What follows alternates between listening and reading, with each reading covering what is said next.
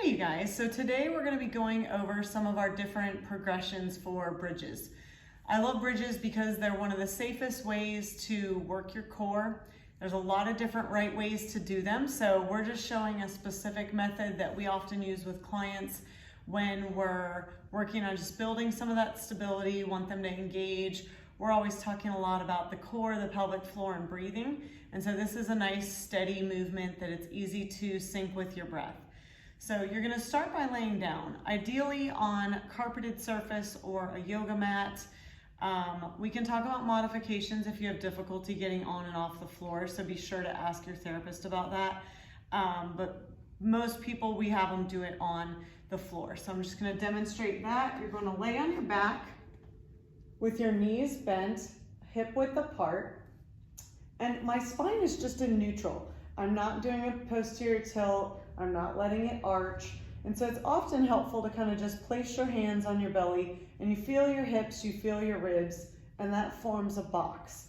And so when we're lifting up and down, that box should stay in neutral. It shouldn't change. So if I do a tilt, it gets narrower.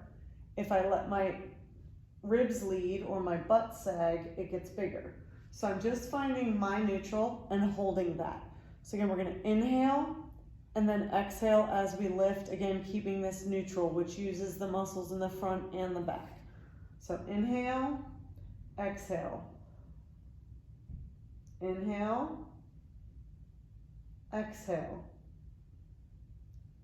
Inhale, exhale. Keeping the knees steady, you can even use a band around them. Inhale, exhale. And you might notice as I'm resting down, I'm not like fully relaxing. I'm staying just a little bit on. So we're just gonna do maybe a set of 10 of those. So again, you should be feeling it in your butt, hammies. The core is just working subtly front and back.